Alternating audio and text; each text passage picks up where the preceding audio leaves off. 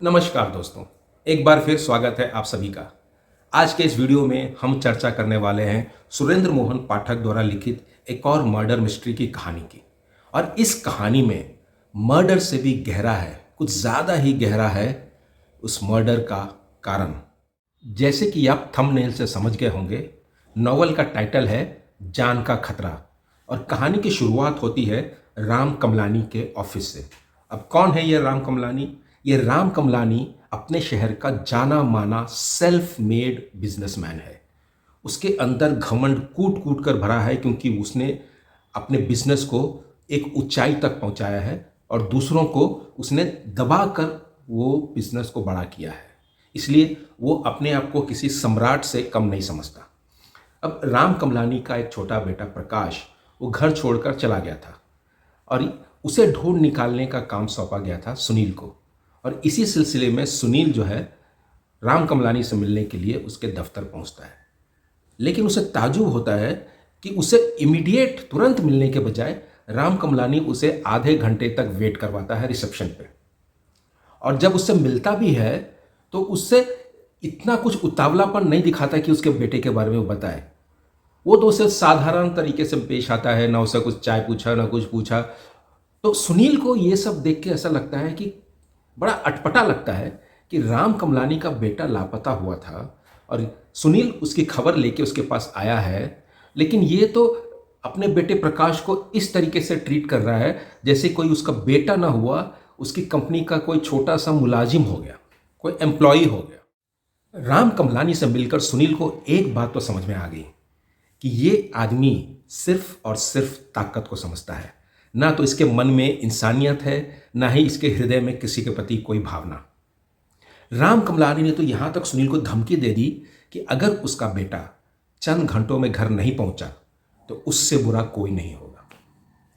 अब सुनील जो है वो इस तरह का काम लेता नहीं, लेकिन उसके बॉस ने उसे कहा था ये काम लेने के लिए, इसलिए उसने ये काम लिया।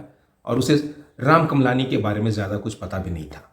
लेकिन जब उसने राम कमलानी के बारे में पता लगवाया, तब अंदर की बात उभर कर सामने आई।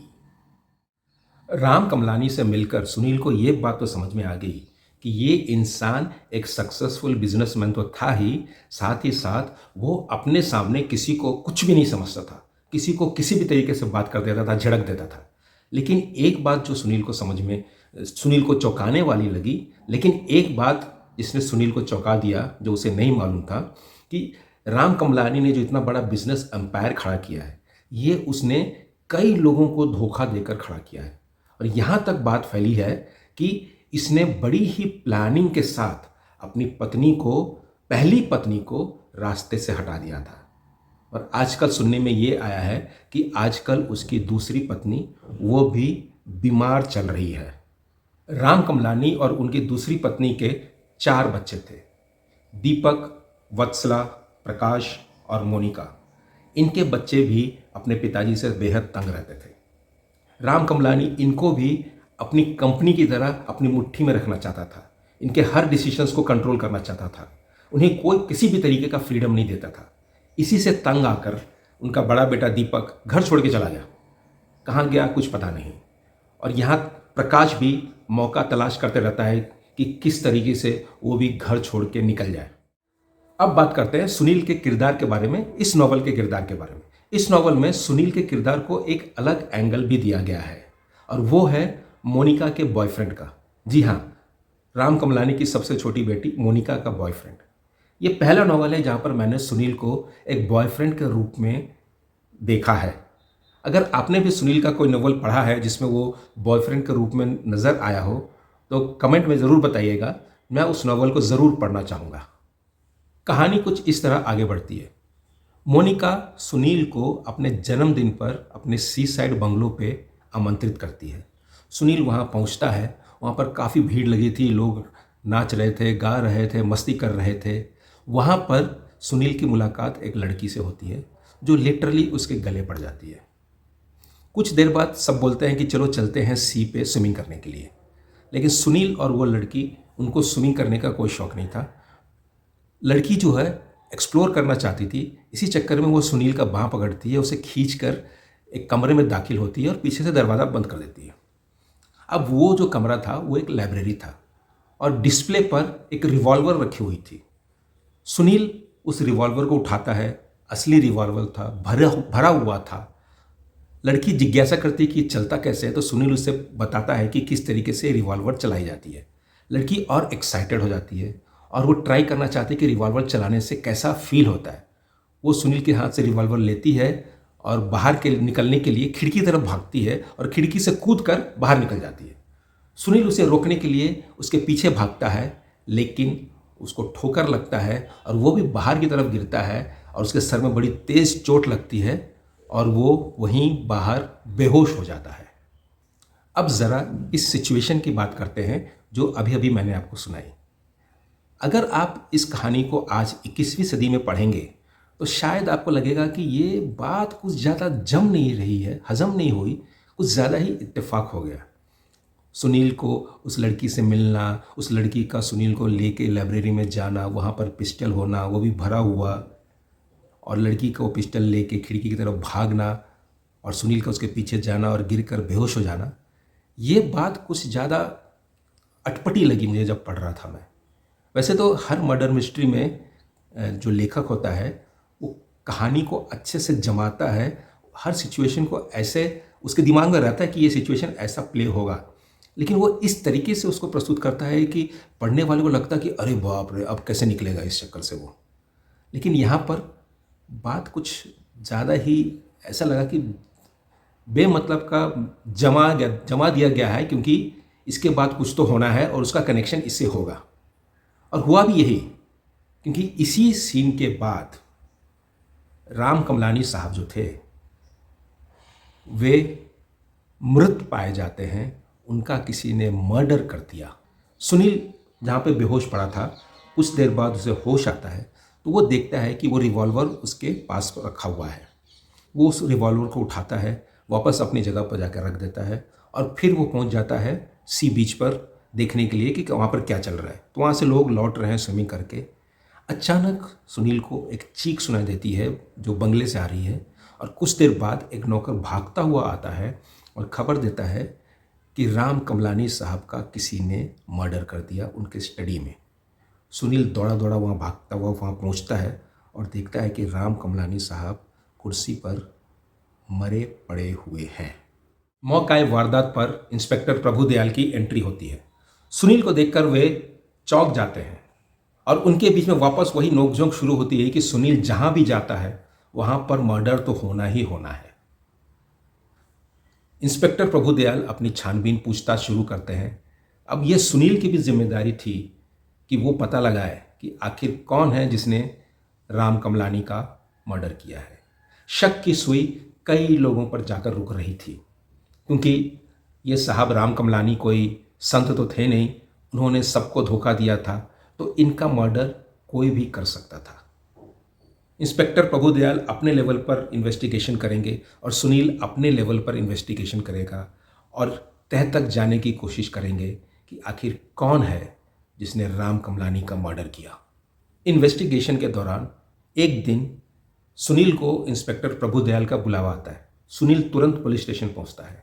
वहां पर इंस्पेक्टर प्रभुदयाल सुनील को एक रिवॉल्वर दिखाते हैं और बताते हैं कि राम कमलानी का मर्डर इसी रिवॉल्वर से हुआ था और इस रिवॉल्वर पर सुनील के उंगलियों के निशान हैं।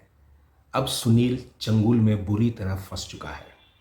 वो ये भी बताते हैं कि किस तरह से सुनील और राम कमलानी के बीच में कई बार बहस हो चुकी है और एक बार तो ऐसा भी हुआ जहां पर सुनील ने राम कमलानी को मारने की धमकी दी थी, जान से मारने की धमकी दी थी।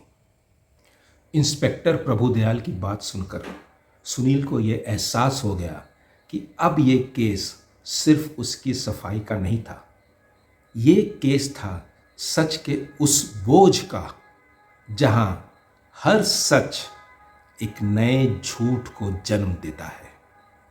अपने गले में फांसी का फंदा देखकर सुनील को एक बात का एहसास हुआ।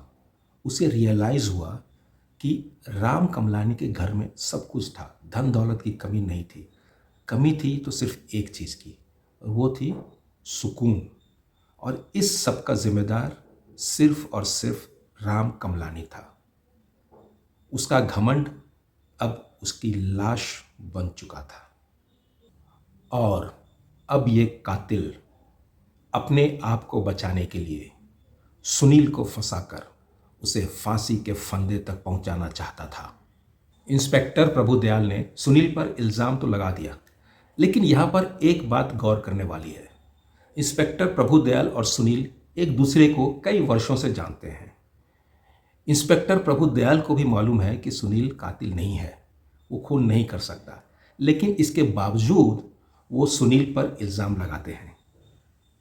दोनों के बीच में टॉम एंड जेरी का खेल चलते रहता है। कई सारे सीरीज में ये खेल हम देख सकते हैं।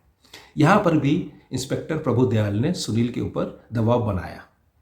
अब सुनील जो है साइकोलॉजिकल प्रेशर में आ गया है कि अगर उसने अपना नाम क्लियर नहीं किया, अगर उसने असली कातिल को पकड़कर सामने नहीं लाया, तो फिर इंस्पेक्टर प्रभुदयाल किसी भी हद तक जा सकता है और हो सकता है कि वो सुनील को ही पकड़कर जेल में डाल दे और उसके ऊपर मुकदमा चलवाए। हम सभी पाठक, हम सभी रीडर्स भी जानते हैं कि सुनील बेकसूर है, उसने खून नहीं किया है, लेकिन कत्ल तो हुआ है। और अगर कत्ल हुआ है तो कातिल भी कोई ना कोई तो होना ही चाहिए। फिर कौन है वो कातिल? दोस्तों, जान का खतरा सिर्फ एक मर्डर मिस्ट्री नहीं है, सिर्फ एक कत्ल की कहानी नहीं है। ये कहानी है एक परिवार की, ये कहानी है एक घर की, जहां हर इंसान अपनी अपनी जिंदगी में कैद था। मेरे ख्याल से पाठक साहब इस नॉवल के ज़रिए ये समझाना चाहते हैं कि जब एक इंसान अपने रिश्तों को कंट्रोल करने की कोशिश करता है, उस पर हावी होने का प्रयास करता है, तो फिर प्रेम अपने आप मर जाता है। और जब परिवार में प्रेम ही नहीं बचा तो इंसान भी इंसान नहीं रहता। प्रिय पाठकों, मैं आपसे 2 सवाल पूछना चाहता हूँ। पहला, आपको क्या लगता है, क्या कोई घमंड में इतना अंधा हो सकता है या कोई इतना ताकतवर हो सकता है कि उसे अपने ही परिवार की भावनाओं का पता ही न चले? और दूसरा, क्या कोई दर्द इतना पुराना और गहरा हो सकता है कि आगे चल के वो कत्ल का रूप ले ले? आपको क्या लगता है, राम कमलानी की सबसे बड़ी गलती क्या थी और कौन हो सकता है राम कमलानी का कातिल? अगले वीडियो में फिर मुलाकात होगी। अगली कहानी तक अपने राज संभाल कर रखिएगा। नमस्कार।